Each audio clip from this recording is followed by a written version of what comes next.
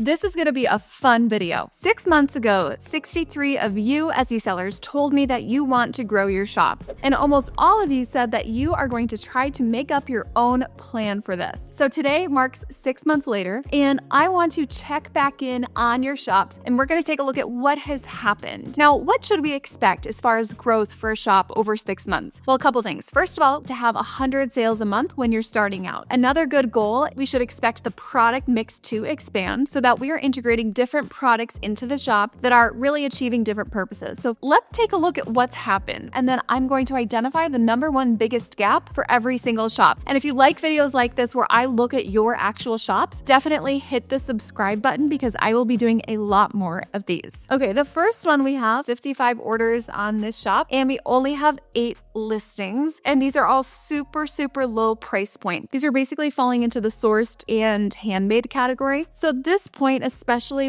looking that like they're wanting to target home decor, possibly wedding, possibly B2B, we would be hoping for at least, I would say, 50 to 60 listings at this point. We have no site merchandising included, which is an essential part to drive up multi-item orders and to increase your average order value. Not at all optimized for Pinterest, and this type of stuff would do well on Pinterest. I'm also seeing big red flags with the units and the quantities available. Etsy's going to see very low potential commission or revenue for themselves. Lastly, I can't help but mention this is not the pricing strategy I would recommend if you have not yet gotten momentum on the platform. This next one, okay, very similar story. On Etsy for 2 years, but only 104 sales in total. But we only have 2 different product types, socks and graduation caps. Now, graduation caps, we are past that season right now, kind of like selling Christmas stuff in January. Also, totally redo the mock-ups. Now, this is a trendy product. Ruffle socks, embroidered accents on socks. So it's a trendy product, but it's not pictured in a trendy way. As we click into the listings, I'm also noticing that all the SEO needs updating. We're missing the 18 types of photos, and we have way too many options. I am concerned about the conversion rate on these listings. The fact that it's in 8 carts at a standard everyday 25% off, I would not recommend that. I think we could probably double the conversion rate if we made changes on the listing level. The next shop is this one. Oh my goodness. Okay, this same shop 6 months later is still only at 30 orders, and they've been on Etsy for 6 years, again with a very low number of products. We only have one type of product here, so we are seriously missing opportunity to target a profitable customer and to serve them in different areas of their life. Total blank slate. If this shop wants to scale, it can. It just has to take different actions. Also, we need to help with design. We need to help with fit. We need to help with font pairings. I would never recommend using any font duos like that. This one, okay, so we have mostly digital products here, no branding, no idea who you're targeting. Still 6 months later, we're only at 96 sales for cheap, inexpensive products. We probably have not made more than $50 in the last 6 months. So if you're gonna put time and effort into something, even if you're gonna put 2 hours into something, I would hope that you'd be making way over $25 an hour. This person probably put more than 2 hours into the shop over the last 6 months, probably is making pennies on the hour. It looks like mostly Girl Scout related items, which is great. That's a great profitable customer. People are willing to spend time and money in the Girl Scout space and world. However, they're missing so much opportunity to serve this customer in different areas of their life. And the reason I'm looking at these shops 6 months later is because I want you to ask yourself right now, if I were to look at my financial situation for my Etsy shop 6 months ago compared to right now, have I grown in the way I expected? And the time is going to pass no matter what. You can either spend that time taking profitable action steps and implementing proven strategies on your shop, or you can keep doing what you're doing. All right, here's one here, 8 months on Etsy, still only 24 sales. I'm seeing all the SEO needs updating. We have a lot of work to do on design as well. A lot of these designs look like they might have come right out of Kittle, but maybe not with the post-production that we're looking for. I would highly recommend updates on the design front and on the mock-up front as well on these thumbnails. More listings doesn't fix things. As you can see, we're still at 24 sales 6 months since we last saw this shop. The answer is actually fixing the listings that are here, updating some of the designs, removing some of the designs, and we have to update the SEO on all of these listings. All right, here's the next one. Again, 6 months later, this shop is still stuck at only 30 sales. They could have grown so much more if they'd put in different strategies 6 months ago. Again, super low price point digital products. 100 sales a month when you are starting out with digital is the goal. I'm seeing major SEO issues here, major thumbnail thumbnail issues, font issues. There are font pairings for 2026 that are really important to get updated in your shop. With digital, there's also some great strategies to implement on the whole shop to drive up average order value. This one, oh my goodness, 6 months later, and we are still only at 1 order. I would not be making all text designs like this on white t-shirts. We want to update all of the SEO. We also need to implement new pricing strategies, the 12 ways to upsell, and fully update the descriptions to be optimized for mobile and to include site merchandising. Now this one, okay, 403 sales in 11 months. The way we're implementing things like a bow trend, that was from a couple years ago. And the way that the bow trend has evolved is really with more of the long tail on the bows, a little bit more elevated. I'd be updating all of these fonts. I wouldn't be doing the rainbows. All the SEO needs updating. Pricing strategy needs new implementation there. And the collegiate font, we're really not seeing this do as well anymore. Also, really just with spacing and things on our designs, doesn't have quite the contrast we need to stand out in search.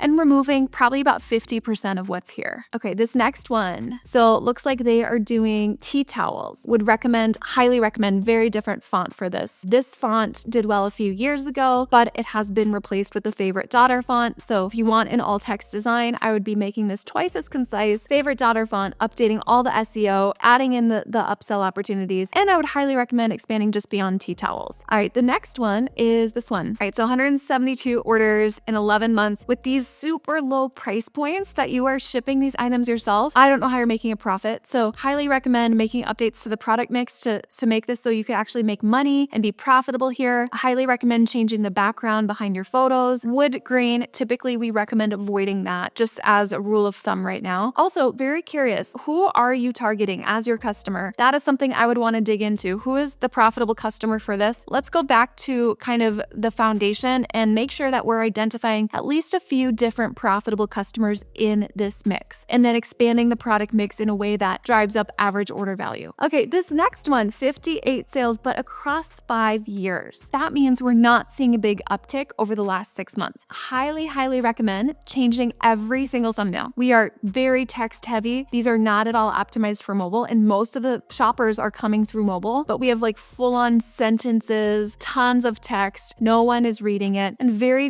difficult to read script fonts. So anytime you see a whitewashed background, we just want to eliminate that from your shop. It looks like a lot of what you're looking to do is cleaning related products. When you think about it this way, cleaning is a way that people spend time and or money. So that's a great customer to target. They're going to spend money on that area of their life. How do we increase the value proposition to really ensure that they see the value in purchasing what you have here? And I just don't know that we are communicating that in our thumbnails right now. I'm also noticing that you're competing with yourself quite a bit with mostly the same SEO, and every listing should have 8 different long tail keywords. Okay, so here's the shop. No idea what they want to be known for. Dream Glow US, designed to help you bloom. Is this a floral shop? Is it about planting? I'm not sure yet. Okay, very different. Digital patterns. A lot we can do here. It looks like over the last 6 months, still only 3 orders. Let's take a look at some of the SEO. All the SEO needs updated. Holding it together mostly. No one's going to type that in. There's 18 types of photos that'll give them a higher conversion rate. And you never want to have text that's going off of the product on your thumbnail image. So a lot to update there. All the descriptions need updating as well. Really full updates on the design front and on the listing creation front. To be very clear, I would not create a single new listing until we fix all these 67. Otherwise, we're adding new listings on top of broken, unoptimized listings. And these listings, they've already become dead weight. So we don't want to leave them in the shop without fixing them. That was a lot. And I think that should be part 1 of this video. So I hope you've taken notes. And if you like videos like this, definitely subscribe to the channel. And then if you would like me to personally look at your shop, I actually do host a class. It's usually every week, and we'll put the link to register for the free class in the description. It's workshop style, and it's really for people who want to take Etsy seriously, who are committed to taking action to fix or maybe to start your shop correctly if you're just starting. All right, everyone, I hope this was helpful, and I'll see you in part 2 of this video, and maybe your shop will be featured in part 2.